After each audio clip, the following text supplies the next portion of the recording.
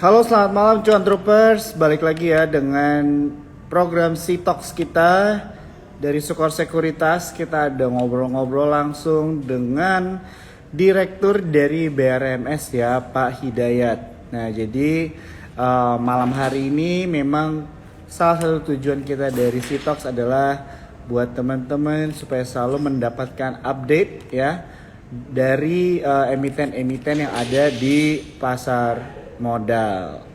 Nah, sebelum kita lanjut ya teman-teman ya, aku mau ingetin di sini buat teman-teman yang belum punya akun RDN bersama Sukor Sekuritas bisa buka ya teman-teman di e-form.sukorsekuritas.com.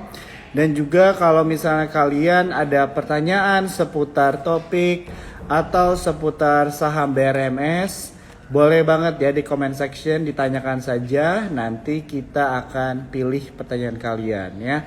Jadi untuk malam hari ini memang kita mau seinteraktif mungkin ya dan sesantai mungkin ya teman-teman ya, supaya kita selalu juga bisa mendapatkan informasi dan tentunya berguna buat teman-teman semua dalam mengambil keputusan berinvestasi ataupun trading. Nah, untuk malam hari ini kita tidak hanya ada Pak Hidayat sebagai direktur dari BRMS, tapi juga ditemani oleh Daniel Wiguna ya. Jadi teman-teman pasti sudah tahu Daniel Wiguna itu siapa. Daniel Wiguna adalah Head OLT ya dari Sukor Sekuritas. Nah, tapi sepertinya untuk Pak Daniel akan ada sedikit delay, jadi kita tetap lanjutkan saja ngobrol-ngobrol langsung dengan Pak Hidayat. Oke. Kita coba invite dulu ya. Oke. Halo Pak, selamat malam. Malam Pak, kedengeran suara saya Pak? Kedengeran jelas Pak Hidayat, terima kasih. Ya. Ya Pak, pertama-tama saya mau say thank you dulu ya buat Pak Hidayat tentunya untuk waktunya gitu ya, malam hari ini bisa diluangkan untuk ngobrol-ngobrol dengan Sukor Sekuritas dan tentunya dengan para cuan troopers nih ya, sebutan buat teman-teman investor dan trader dari Sukor Sekuritas. Terima kasih ya banyak ya Pak Hidayat. Baik, ini dengan Ya. Mas Zedekiah ya? Ya, bisa panggil saya Mas Jo aja Pak. Jo, siap Mas Ya. Jo. Ya. Ya, aku lagi berusaha ingat nih Pak, apakah kita pernah ngobrol sebelumnya, tapi kayaknya pernah sih, waktu itu bertiga juga kayaknya sama Daniel, tapi udah lama sih, kayaknya tahun lalu deh. Iya, udah agak lama. Saya ingat dengan Pak Daniel dan Mas Jo. Iya, benar. iya. Ya, Iya. oke, jadi ini kita bertemu lagi ya Pak Hidayat ya di awal tahun 2024 ini, begitu kan, dan tentunya di sini ada teman-teman cuan troopers yang udah nonton ya, dan pasti mereka punya pertanyaan juga begitu ya, dan mungkin punya pengen melihat lah jawaban atau nggak insight-insightnya dari Pak Hidayat mengenai BRMS begitu ya Pak ya. Boleh. Monggo Mas, monggo. Ya. Jadi buat teman-teman cuan troopers yang nonton malam hari ini ya, jadi buat kalian yang mungkin belum tahu atau mungkin baru mulai berinvestasi, jadi BRMS itu adalah perusahaan yang memang bergerak di bidang eksplorasi dan pengembangan pertambangan begitu Pak ya. Nah, dan malam hari ini mungkin kita pembicaraan atau diskusinya santai saja begitu ya, seperti biasanya ya di C-Talks, jadi hanya sedikit mungkin update begitu mengenai BRMS di tahun 2024 ini. Oke Pak, kita mulai ya. Jadi mungkin pertanyaan pertama saya langsung aja sih, karena sesuai dengan judulnya begitu kan. Jadi kita mau genjot kinerja begitu kan. Genjot kinerja seperti apa capaian dan target dari BRMS. Jadi pertanyaan saya, Pak Hidayat sebagai direktur dari BRMS, bagaimana nih melihat kinerja perseroan dulu deh sepanjang 2023 tahun lalu nih. Boleh di-share nggak Pak? Cerita-cerita dikit kali. Ya, betul Mas Jo. Ya, pertama-tama terima kasih dengan tim Sukor Sekuritas untuk arrange acara malam ini, jadi bisa bertemu dengan para investment community dan para pelaku pasar modal juga. Terima kasih waktunya Pak Mas Jo, Pak Daniel. Ibu Arum dan tim ya. Ya. Jadi ya di tahun 2023 Pak, BRMS atau Bumi Resources Minerals, kami singkat BRMS Pak ya, karena memang tikernya di Bursa Efek Indonesia kan BRMS, itu memang kinerjanya itu cukup memuaskan Pak. Jadi sebagai perbandingan untuk full year di 2022, artinya dari Januari sampai Desember 2022, itu kinerja produksi kami itu ada di level 5.400 ons emas. Itu yang kami hasilkan di sepanjang tahun 2022. Nah, sedangkan untuk kinerja produksi kami dari Januari sampai September 2023 saja, artinya hanya 9 bulan pertama Pak ya, di tahun 2023, belum sampai Desember, itu produksi kami sudah di level di atas levelnya itu sudah ada di atas 16.000 ons emas. Artinya sudah meningkat sekitar 3 kali lipat. Jadi memang peningkatan produksinya sangat pesat ya. Dan tentunya ini juga dibarengi dengan kinerja keuangan perusahaan, yang mana di full year 2022 itu kinerja pendapatan kami itu masih di sekitar 11 juta dolar. Tapi di 9 bulan pertama di tahun 2023 atau dari Januari sampai September ya, artinya di 2023 saja itu sudah lebih dari 32 juta dolar. Jadi kenaikannya 3 kali lipat Mas Jo. Nah ini kenapa ini terjadi Mas? Karena memang ada 2 faktor. Yang pertama memang kinerja dari pabrik emas kami yang kedua, yang mana kapasitas produksinya meningkat terus karena akan mendekati full capacity yang 4.000 ton biji per hari. Jadi kalau rata-rata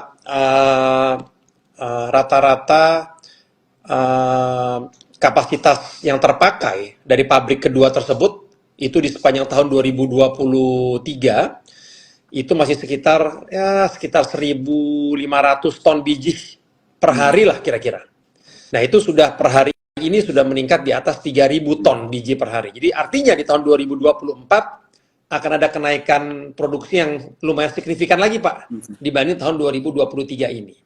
Nah, itu faktor yang pertama. Jadi kapasitas produksi dari pabrik emas kami yang kedua yang ada di Palu yang semakin meningkat mendekati full capacity. Faktor kedua yang menyebabkan kenaikan produksi emas dan juga dampaknya positif terhadap pendapatan perusahaan adalah memang harga emas yang memang meningkat year on year dari 2022 ke 2023. Itu memang terjadi peningkatan harga emas rata-ratanya dari sekitar 1.800 dolar per ons di sepanjang tahun 2023 itu naik menjadi rata-ratanya sekitar 1.900 dolar per ons. Nah, ini yang menyebabkan juga peningkatan pendapatan kami di tahun 2023. Nah, apalagi di tahun 2024, yang tadi saya sampaikan, produksinya akan meningkat lagi, karena pabrik emas kami yang kedua itu sudah menjadi full capacity, 4.000 ton biji per hari. Yang kedua, harga emas mudah-mudahan terus bisa stabil nih, Mas Jo, di 2.000 dolar per ons. Nah, itu harapan saya, Mas Jo. Demikian, Mas ya. Oke, terima kasih ya Pak Hidayat untuk jawabannya ya. Jadi kalau misalnya kita lihat memang di tahun 2023 saja sudah ada akumulasi dari kapasitas produksi ya Pak ya untuk emas meningkat di BRMS, dan juga harapannya 2024 lebih besar lagi begitu kan, karena 2023 saja sudah meningkat begitu ya Pak Hidayat, betul ya? Ya. Oke, nah mungkin pertanyaan saya juga ada mengenai ini Pak, produksi emas, karena saya dengar katanya ada pabrik baru nih di BRMS ya, apakah itu betul? Betul. Jadi pabrik emas kami yang kedua itu baru selesai masa konstruksinya itu di akhir tahun 2022 lalu. Dan terus meningkat kapasitasnya sampai rencananya akan mencapai kapasitas penuh yaitu 4.000 ton biji per hari di targetnya di kuartal pertama tahun ini. Nah, itu pabrik emas yang kedua. Pabrik emas kami yang ketiga di lokasi yang sama di Blok 1 di Poboya di Palu itu rencananya Pak harus selesai masa konstruksinya di bulan Juli Agustus tahun ini, Pak.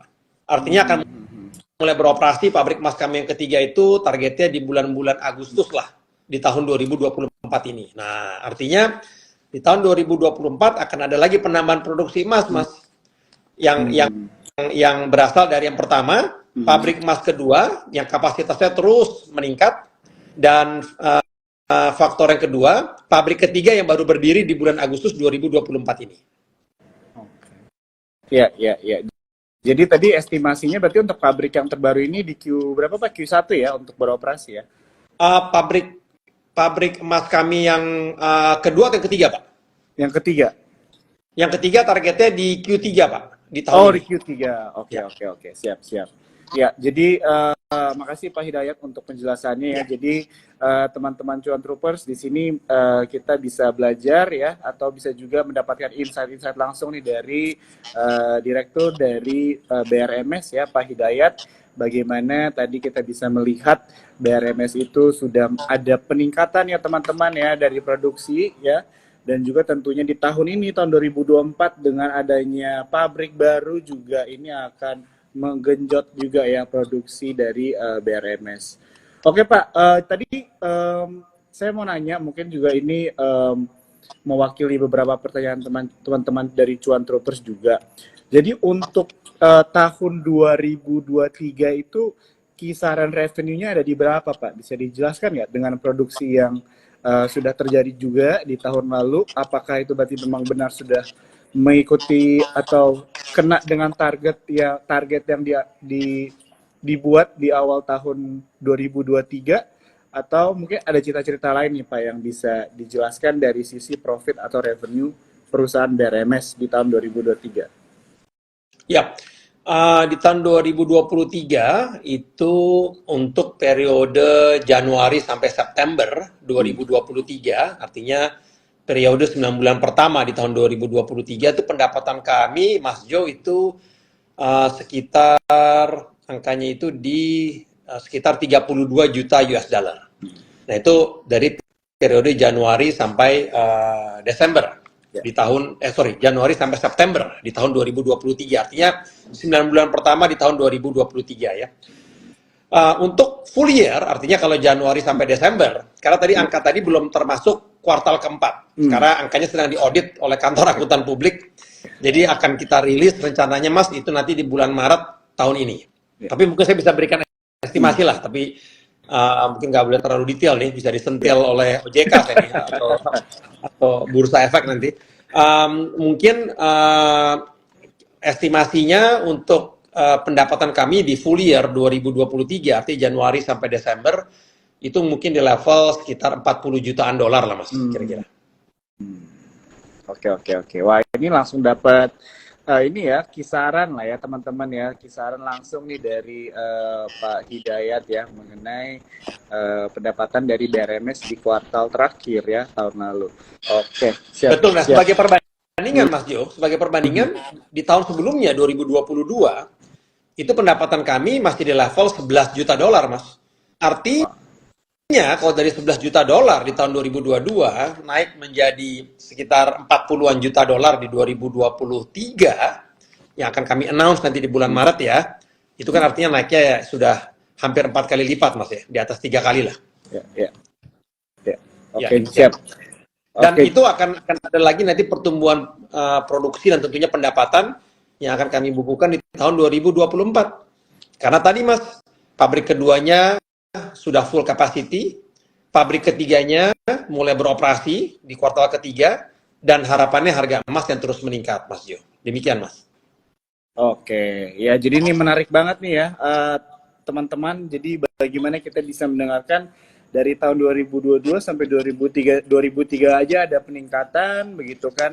Udah ada maksimum capacity di pabrik kedua, dan sekarang pabrik ketiga sudah mulai beroperasi ya. Dan tentunya nanti di bulan Maret juga kita akan melihat langsung ya hasil laporan keuangannya juga, karena sekarang lagi diaudit ya Pak ya. Tapi tadi udah dikasih sedikit kisaran lah ya dari Pak Hidayat langsung. Nah, ini pasti berguna banget buat teman-teman ya untuk menjadi insight atau sesuatu yang kita pegang ya teman-teman dalam mengambil keputusan berinvestasi atau trading juga. Oke, terima kasih Pak Hidayat. Pertanyaan saya mungkin sekarang jadi untuk di tahun ini Pak, gitu kan kita kalau melihat dari perkembangan dan peningkatan yang luar biasa begitu kan dari produksi dan juga dari revenue perusahaan untuk tahun 2024 kira-kira target produksinya di angka berapa nih Pak? Oke. Dengan pabrik yang sudah ada ya. Oke. Aduh. Ya. Oke. Menarik nih. Oke. Saya juga mesti hati-hati Mas ya, karena biasanya kita tidak memberikan forward looking statement, takutnya sekali lagi disentil OJK. Tapi nggak apa-apa, saya akan coba kasih gambaran Mas ya. Oke. Jadi tadi saya kasih gambaran ke Mas, ini yang sudah terjadi Mas ya, bahwa di tahun 2022 real produksi emas kami itu ada di level 5.400 ons emas. Itu di 2022 Mas.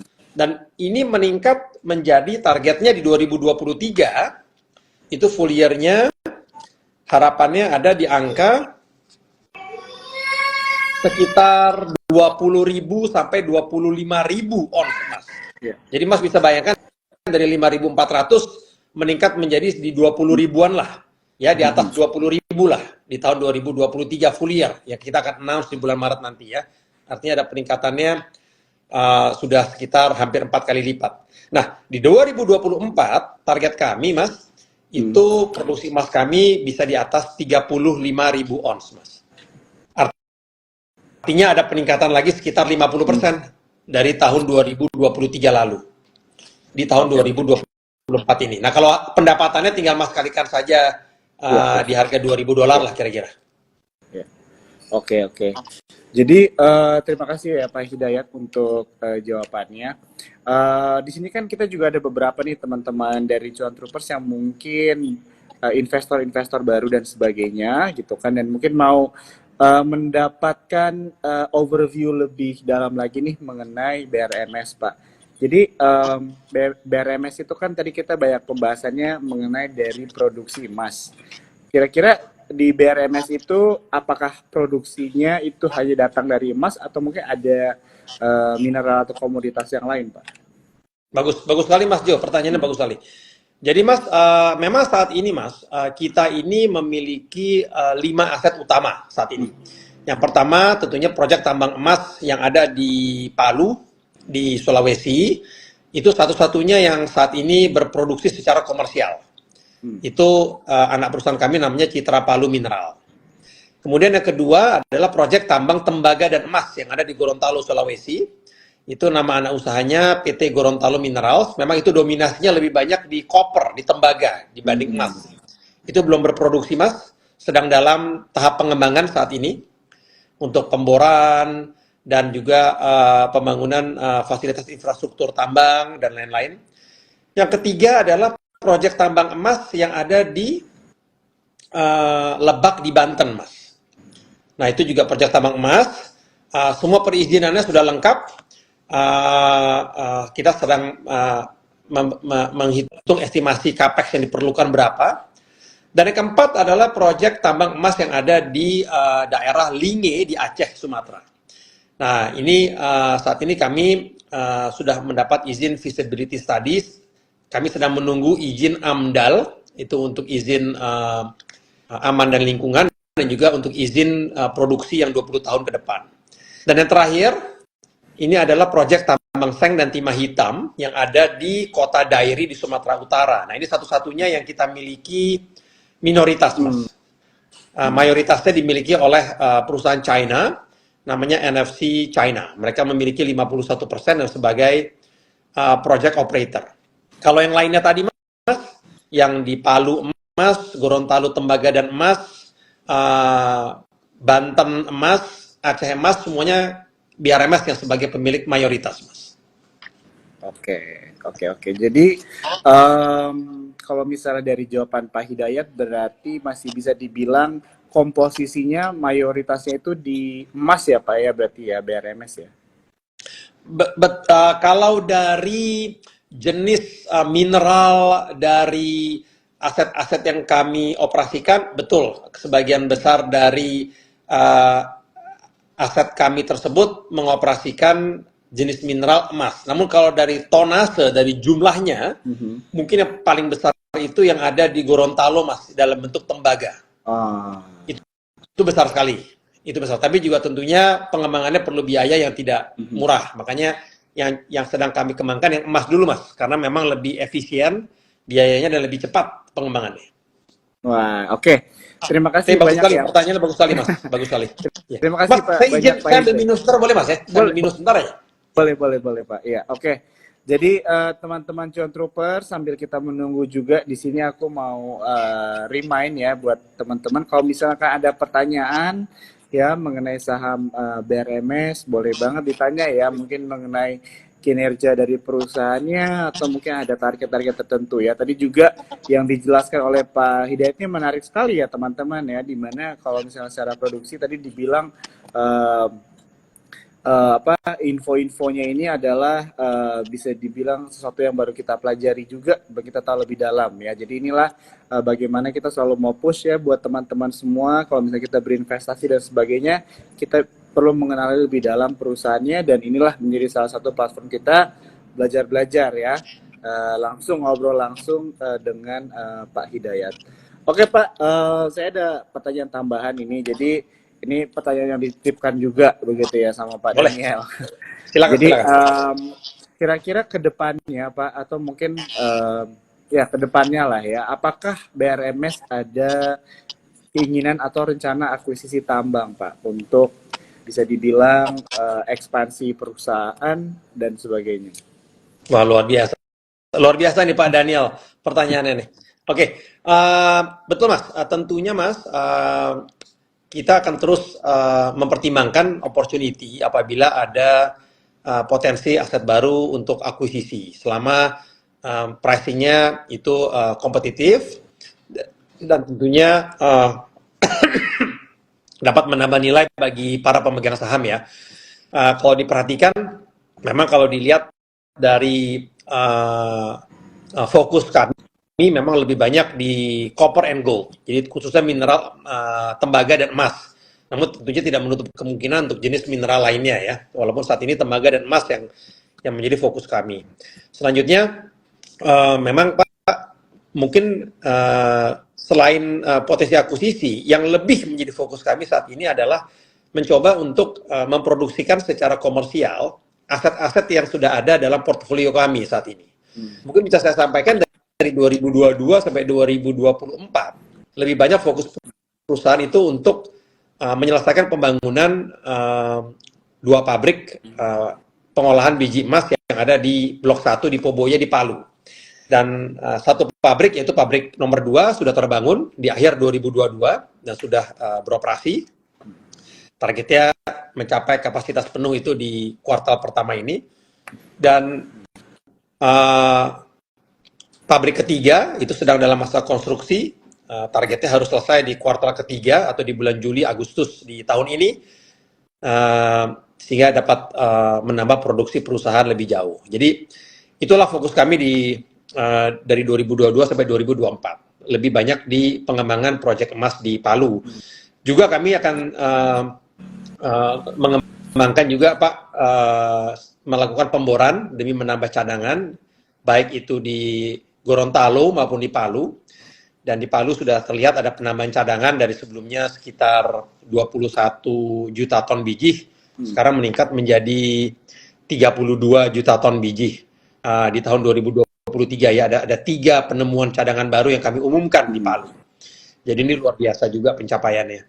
Di Gorontalo juga kami sedang melakukan pemboran untuk menambah jumlah cadangan yang ada, dan juga menyelesaikan pembangunan beberapa fasilitas pendukung tambang Pak, seperti juga mes karyawan, kemudian jetty, kemudian kita juga melakukan pembangunan jalan, itu nggak main-main Pak, 32 km jalannya, dari pelabuhan atau jetty Tombolilato sampai ke lokasi tambang kami di Gorontalo. Dan tidak flat Pak, berbukit-bukit melalui 2-3 sungai Pak. Jadi ya itu sedang kami lakukan sekarang Pak. Jadi itu untuk menjawab pertanyaan Bapak, betul tetap ada pertimbangan untuk akuisisi walaupun fokus kami lebih kepada memproduksikan secara komersial dari aset-aset yang sudah ada saat ini, Pak. Demikian. Oke, terima kasih Pak Hidayat. Ya, jadi buat teman-teman Cuan Troopers yang juga mewakili pertanyaan, jadi bisa dibilang ide untuk akuisisi mungkin ada begitu ya, tapi tetap sekarang fokusnya dari perusahaan adalah untuk mengembangkan aset-aset yang sudah ada ya. Tadi sudah dijelaskan juga dari pabrik-pabrik yang baru juga, yang baru mau dioperasikan juga ya di tahun ini, di Q3 contohnya. Ya, jadi inilah menjadi salah satu strategi untuk produksi dari perusahaan saat ini. Oke Pak, tadi Pak Hidayat ada mention sedikit mengenai cadangan, ya kan Pak, cadangan emas begitu. Kalau pertanyaannya mungkin sekarang kira-kira cadangan emas saat ini atau mungkin tembaga yang tercatat di BRMS ada di angka berapa ya Pak? Mungkin ini emang terlalu numbers banget, tapi kalau secara kisaran kalau boleh di-share mungkin akan sangat berguna sekali nih buat teman-teman Cuan Troopers. Ya, baik Mas. Oke, bagus pertanyaannya Mas. Saya mulai dari yang paling besar dulu ya, yang ada di Gorontalo di Sulawesi, yang dioperasikan oleh anak usaha kami yang namanya PT Gorontalo Minerals. Nah, saat ini jumlah sumber daya atau resource yang ada itu sekitar hampir 400 juta ton biji. Dan itu dalam jumlah resource ya atau sumber daya. Adapun cadangannya atau reserve itu sekitar 100 juta ton biji. Dan memang dominasinya oleh tembaga, copper. Jadi cadangan tembaganya itu lumayan ya, sekitar 0,7%. Jadi lumayan cukup menarik. Walaupun ini belum ada hasil pemboran lebih lanjut yang kami publikasikan. Targetnya akan meningkat di masa depan, Pak. Nah, itu yang di Gorontalo. Kalau yang di Palu itu tadinya kira-kira di tahun 2022 lalu itu jumlah sumber daya atau resource kami itu sekitar 28 juta ton biji. Tapi di sepanjang tahun 2023 sudah ada 3-4 kali pengumuman keberhasilan pemboran kami, Pak, di Palu. Sehingga dapat meningkat jumlah sumber dayanya ya atau resource-nya tadi dari sebelumnya 28 juta ton biji meningkat sekarang menjadi 43 juta ton biji. Adapun cadangannya atau sumber dayanya itu yang tadinya di tahun 2022 masih di angka 21 juta ton biji, sekarang sudah di level 32 juta ton biji. Kadar emasnya juga lumayan menarik Mas, itu rata-ratanya di atas 2 gram per ton. Jadi cukup tinggi lah untuk emas. Nah, itu yang ada di Palu, Mas. Jadi Gorontalo dan Palu. Yang terakhir, yang terus terang cukup tinggi juga itu yang ada prospek emas kami yang ada di daerah Lebak di Banten, Mas. Nah, ini perizinannya sudah selesai semua, sudah ada. Kita sudah memiliki izin produksi untuk 20 tahun ke depan. Jumlah sumber dayanya atau resource-nya lumayan Mas, itu sekitar 75 juta ton biji, jadi lebih besar dari Palu ya, yang ada di Banten ini. Adapun cadangannya atau reserve-nya itu sekitar 17 juta ton biji. Namun memang kadar emasnya lebih kecil, sekitar 1 gram per ton. Sedangkan tadi kalau di Palu itu di atas 2 gram per ton. Kalau yang di Aceh, memang tonasenya lebih kecil Mas Jo. Tonasenya itu sumber dayanya hanya 7 juta ton biji, bandingkan dengan Palu yang 42 juta ton biji, apalagi si Banten yang 75 juta ton biji ya. Kalau di sini cuma 7 juta ton biji yang di Aceh ini nih. Cadangannya juga cuma 3 juta ton biji. Tapi kadarnya emasnya juga bagus sekali, luar biasa, hampir 2 gram per ton. Nah, jadi demikian untuk informasi mengenai cadangan dan sumber daya dari aset tembaga dan emas kami, Mas Jo. Nah, yang terakhir, Mas Jo, aset seng dan timah hitam yang ada di Dairi, Sumatera Utara. Nah, ini yang kita memiliki minoritas ya, 49% ya. Karena yang 51% itu dimiliki oleh NFC China. Itu kadar sengnya tertinggi ketiga di dunia, Mas Jo. Wah. Jadi saat ini jumlah sumber dayanya atau resource itu sekitar 25 juta ton biji. Cadangannya atau reserve sekitar 11 juta ton biji. Nah, kadar sengnya Mas Jo itu 11,5%. Itu sangat tinggi. Contohnya di Cina itu rata-rata tambang seng itu bisa berproduksi secara komersial dengan kandungan seng kadarnya itu cukup 4 sampai 6% saja. 4 sampai 6%. 4% sudah bisa berproduksi secara komersial. Nah, milik kami itu sengnya kadarnya 11,5%. Jadi luar biasa. Nah, ini yang menyebabkan si diary ini menjadi menarik. Demikian Mas Jo. Wah, luar biasa ya Pak Hidayat. Ya, saya juga baru tahu nih mengenai cadangan timah hitam ya, dan seng yang terbesar ya Pak ya, ketiga ya di Di dunia. dunia. Pasti di dunia tentunya, pasti teman-teman Cuan Troopers juga belum baru tahu nih ya mengenai hal ini. Oke, terima kasih Pak Hidayat untuk jawabannya ya mengenai cadangan aset-aset dari BRMS begitu ya.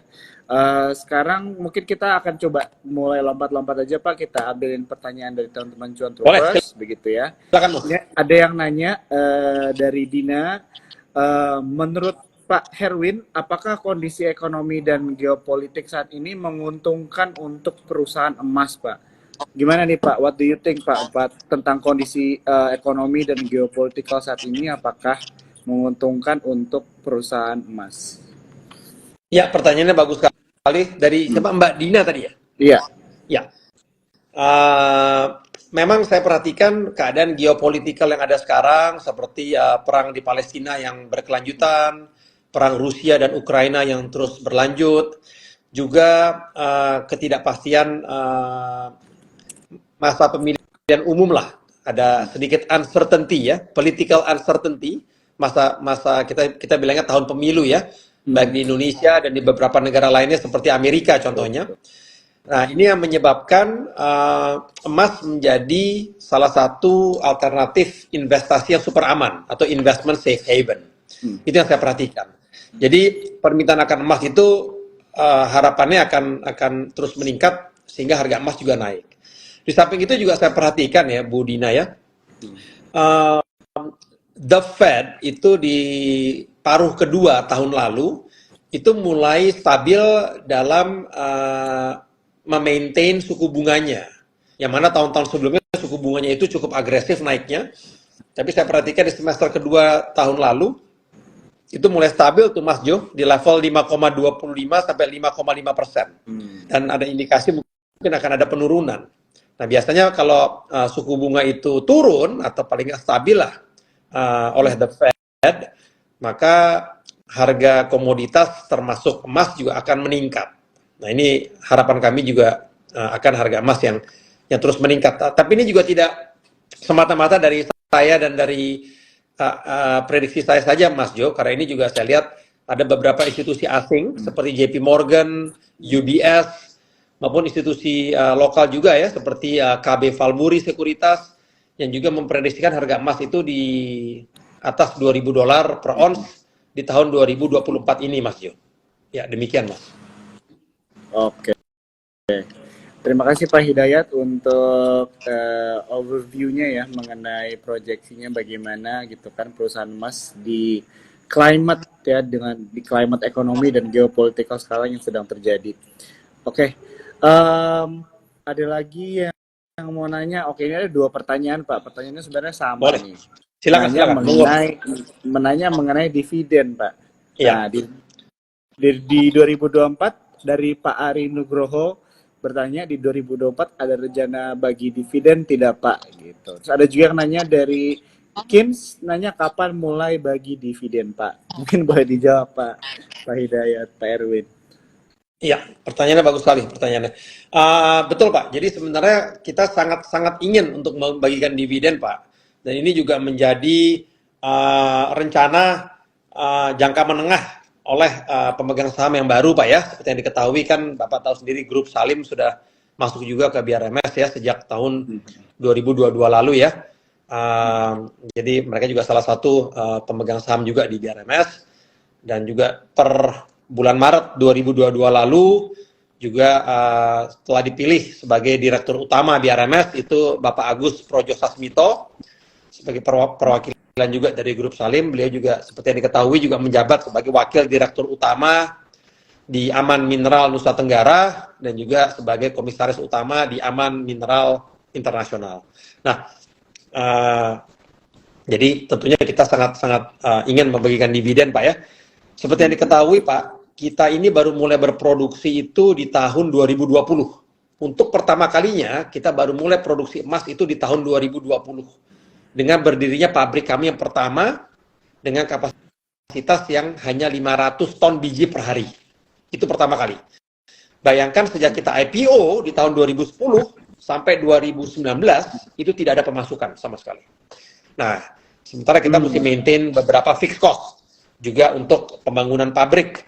Jadi kami membutuhkan selama 10 tahun itu kerugian, loss dari tahun, karena ada biaya-biaya yang mesti di-maintain seperti overhead, karyawan, dan lain-lain ya. Nah,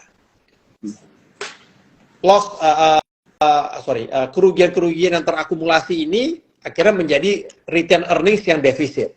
Jadi return earnings yang minus. Nah, namun sejak 2020 kami terus membukukan laba bersih yang terus meningkat setiap kuarternya. Jadi setiap kuartal sejak 2020 itu laba bersihnya meningkat. Nah, laba bersih yang meningkat ini terus mengurangi si return earnings yang defisit tadi. Karena return earnings itu kan rumusnya adalah return earnings di beginning balance atau di saldo return earnings, sebagai penambahnya itu adalah net profit. Pengurangnya itu adalah dividen. Nah, baru menjadi return earnings ending balance. Ya, nah, jadi dengan adanya net profit yang terus meningkat sejak tahun 2020, setiap kuartal itu terjadi peningkatan, maka si return earnings dan defisit semakin kecil defisitnya.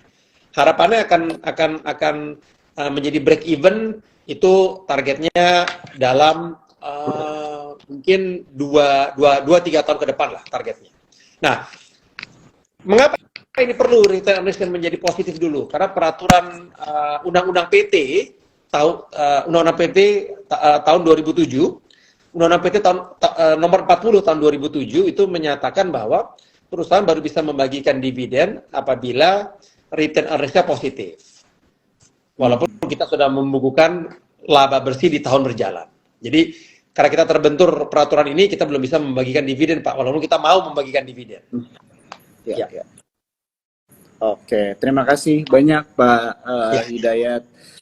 Jadi memang tadi sudah dijelaskan ya langsung teman-teman bagaimana dari sisi pembagian dividen begitu kan, karena tadi ada teman-teman yang nanya karena pertimbangan dari laku sudah yang mengarah positif begitu kan, jadi dari meningkatnya semua dan sebagainya tentunya ini juga menjadi harapan lah ya buat BRMS ke depannya untuk terus semakin besar ya, dan tentunya bisa sampai di titik untuk membagi dividen bagi para investornya. Betul, Mas. Terima Dan kasih. kita ditargetkan, Mas. Terus terang kita ditargetkan oleh manajemen yang baru, Mas, agar terus meningkatkan profit setinggi-tingginya sehingga si return earnings menjadi positif atau surplus sehingga bisa membagikan dividen dalam waktu dekat. Jadi memang kita diberikan target, Mas. Jadi ya pemegang saham yang baru ini cukup keras, Mas, dalam memberikan target kita untuk segera membagikan dividen. Jadi itu juga salah satu rencana jangka menengah mereka, Mas. Ya. Oke. Siap. Oke, Pak. Mungkin tinggal beberapa pertanyaan lagi saja ya, karena mungkin kita sudah mau sampai di waktunya ya, nggak kerasa nih kalau ngobrol-ngobrol sama Pak Erwin ya. Tiba-tiba udah mau sejam aja. Oke, ini ada pertanyaan lanjutan mengenai dari Capex nih Pak. Tadi kayaknya kita belum sempat ngobrol mengenai capital expenditure juga, begitu ya. Jadi untuk 2024 ini Pak, kira-kira Capex ini penggunaannya arahnya kemana aja Pak? Selain tadi kalau yang Pak Heru udah jelasin di awal sih mengenai ke ini ya Pak ya, pengeboran dan juga mungkin untuk mengembangkan aset-aset yang sudah ada begitu kan, kayak di pabrik ketiga dan sebagainya. Tapi mungkin kalau ada detail-detail lain yang bisa di-share mengenai penggunaan capital expenditure-nya ke arah yang mana untuk di tahun ini, boleh banget nih, kita mau dengar-dengar dulu. Ya, baik Mas. Jadi Mas, memang terus terang aja, penggunaan capex kami saat ini itu hanya kepada dua hal, Mas. Yang pertama, penyelesaian pembangunan pabrik kami yang ketiga di Palu, tepatnya di Blok 1 Poboya, yang mana dananya memang sudah ada, kami terima dari hasil transaksi penawaran umum terbatas atau right issue yang kami selesaikan di bulan April tahun 2021 lalu. Jadi saat ini sedang masa konstruksi, targetnya harus selesai di bulan Juli Agustus tahun ini untuk pabrik emas kami yang ketiga di Palu. Itu yang pertama, Mas. Sedangkan yang kedua itu adalah untuk aktivitas pemboran dan pembangunan fasilitas pendukung tambang emas yang ada di Gorontalo. Itu juga kami dapatkan dananya dari right issue kami yang kedua atau penawaran umum terbatas kedua yang kami selesaikan di bulan di bulan Januari tahun 2022 lalu. Nah itu memang alokasinya hanya kedua area, Mas. Yang pertama untuk pengembangan di Palu dan yang kedua untuk pengembangan di Gorontalo. Seperti itu memang. Jadi sampai tahun 2024 mungkin bisa disampaikan untuk rencana pembangunan pabrik emas ketiga di Palu dan pengembangan proyek tambang emas yang ada di Gorontalo itu dananya sudah ada dari RAT issue 1 dan 2, tinggal sekarang monitoring progres dari alokasinya, Mas. Oke. Jadi untuk yang capex tadi, untuk di summarize sedikit, mungkin tadi kedua arah ya Pak ya. Jadi masih untuk di pengembangan pabrik gitu ya Pak ya. Betul. Pengembangan untuk produksi ya. Betul. Oke, dan tentunya itulah ya untuk masih menjadi fokus di tahun 2024. Oke Pak, terima kasih banyak untuk jawabannya. Mungkin tinggal 1-2 pertanyaan lagi aja ya Pak. Boleh silakan Mas. Ya. Biar mereka juga inilah puas dengan apapun yang mereka ingin tahu mengenai BRMS, Pak. Tadi ada pertanyaan juga saya lihat terkait dengan hutang ke PT Antam, Pak, terkait dengan dari Prima, saya lihat tuh ya. Itu bagus juga pertanyaannya. Jadi memang ada pertanyaan dalam 2-3 hari terakhir ini terkait dengan hutang BRMS ke PT Aneka Tambang. Jadi bisa saya jelaskan mungkin Mas ya. Karena ini sebenarnya ini adalah berita yang sudah lama dan selalu kita catatkan di laporan keuangan kami, Pak, sejak tahun 2018 ya kita catatkan, tapi tiba-tiba saya juga kurang tahu sejak minggu lalu tuh mulai mencuat lagi beritanya. Ini juga mungkin terkait dengan banyaknya pemberitaan terkait dengan Antam ya. Jadi mungkin saya sampaikan di tahun 2018 itu memang kami membeli 20% saham dari Prima Mineral dari PT Aneka Tambang.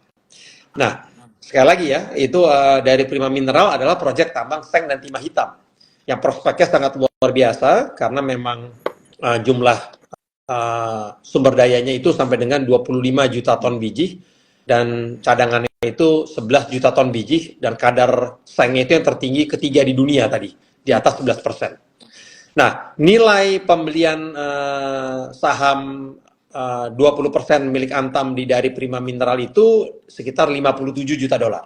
Nah, dari tahun 2018 tersebut sampai dengan Desember 2023 lalu itu sudah terjadi 4 kali pelunasan sehingga sisa tagihan yang harus dibayarkan yang tadinya 57 juta dolar sudah berkurang, Mas Jo, menjadi tinggal 28 juta dolar.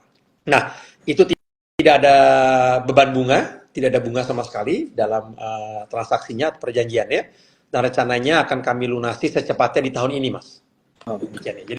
Jadi tidak ada masalah dengan Antam, tidak ada masalah dengan rencana pelunasan, itu akan segera kami lakukan, karena kami juga paham betul prospeknya sangat bagus dari aset seng dan timah hitam dari Prima Mineral ini. Ya, demikian, Mas. Oke. Ya, terima kasih Pak ya. Tadi buat yang bertanya, teman-teman sudah dijawab ya. Dari estimasi untuk pelunasannya di tahun ini juga begitu, dan memang karena pertimbangan dari timah hitam yang cukup menarik ya Pak ya, makanya keputusan atau strategi ini diambil.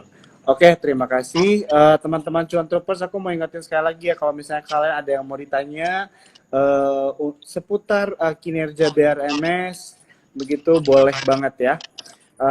Oke, kita lanjut lagi sedikit. Mungkin kalau dari aku Pak, ada yang nanya dari tim saya juga, dari support sekuritas. Ini actually Mbak Arum yang mau nanya nih. Mbak Arum ada kasih kabar sama saya gitu, Ya, monggo, monggo.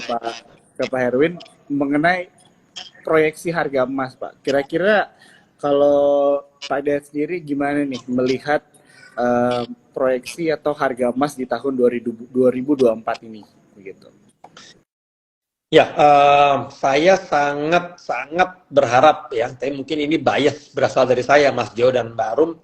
Saya sangat berharap harga emas bisa stabil di level $2.000 per ons. Saya sangat berharap. Namun demikian, dalam simulasi kami secara internal, itu dengan harga emas di level $1.800 per ons pun kami bisa survive.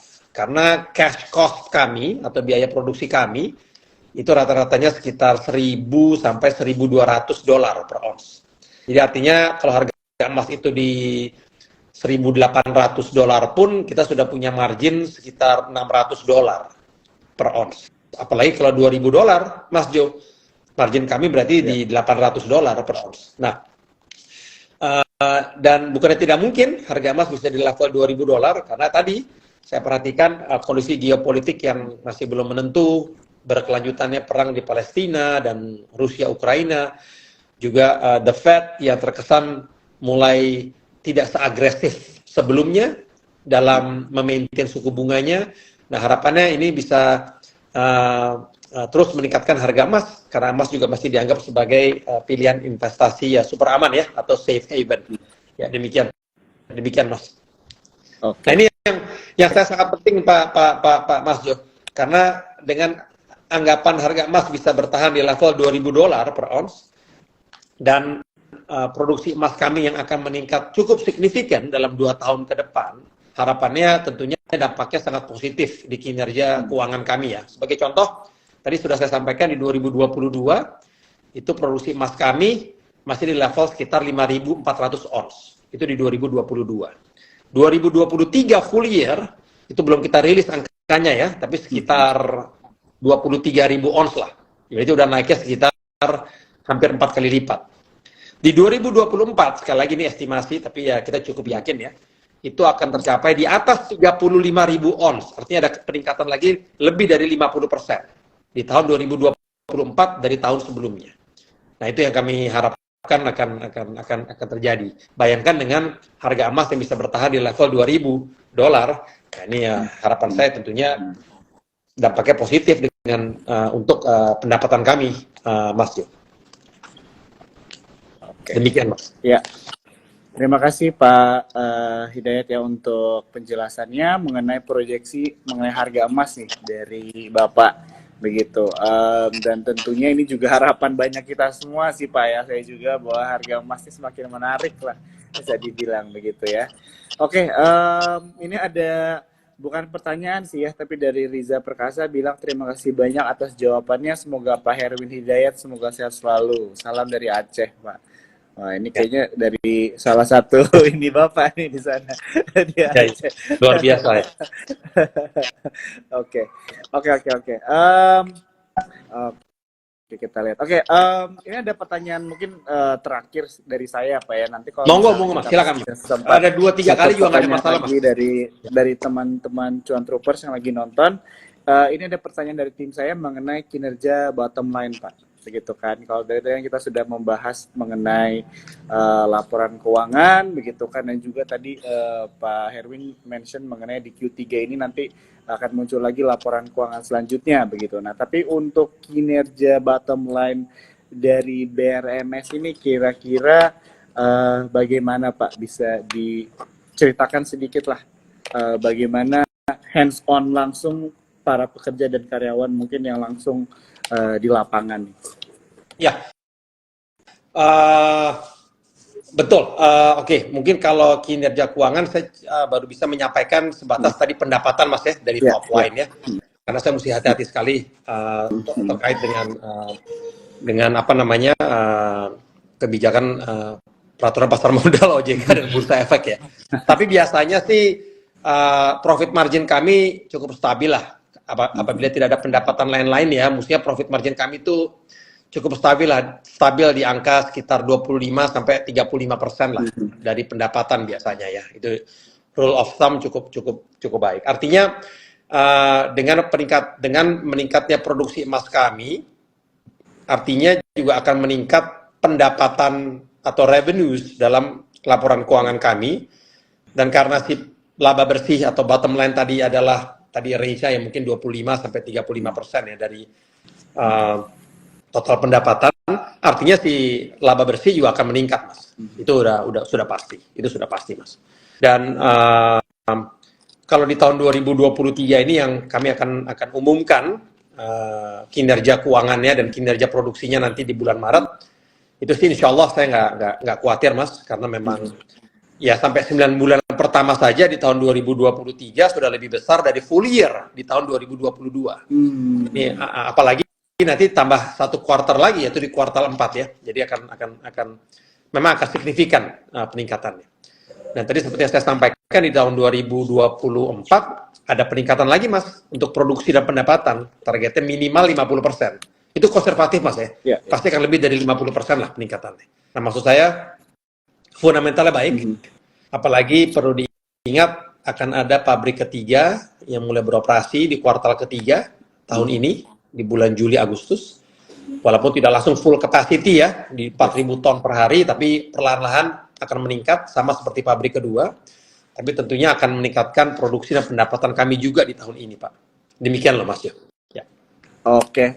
Terima kasih banyak Pak Herwin untuk jawabannya ya. Jadi kalau misalnya saya lihat secara kilas ya singkat saja dari pembicaraan kita bahwa secara fundamental ini kita tidak hanya ngomongin mengenai prospek dan harapan saja Pak ya, tapi tadi melihat dari perbandingan 2022 dan 2023 itu memang lebih promising ya, lebih menarik juga dari sisi produksi dan juga tentu revenue begitu kan. Dan sekarang teman-teman Cuan Troopers, sesuai yang sudah kita dengarkan tadi informasinya bahwa ada pabrik 3 nih yang akan mulai beroperasi di Q3 gitu ya, walaupun tidak langsung di full capacity begitu, tapi tentunya ini akan menjadi salah satu hal yang menggenjot kinerja dari BRMS begitu kan. Dan harapan kita juga begitu ya untuk Pak Herwin dan BRMS ya sebagai satu perusahaan untuk terus berkembang sukses ya.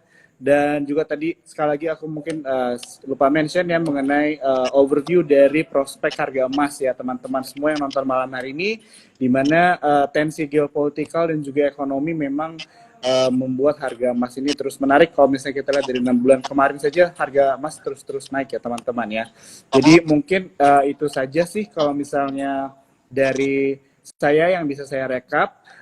Saya mau say thank you lagi sekali lagi ya buat Pak Herwin Hidayat.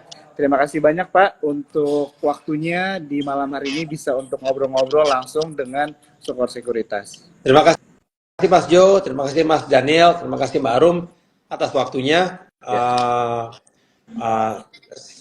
Saya sangat apresiasi dan juga rekan-rekan para pelaku pasar modal atas kehadirannya di malam hari ini. Terima kasih.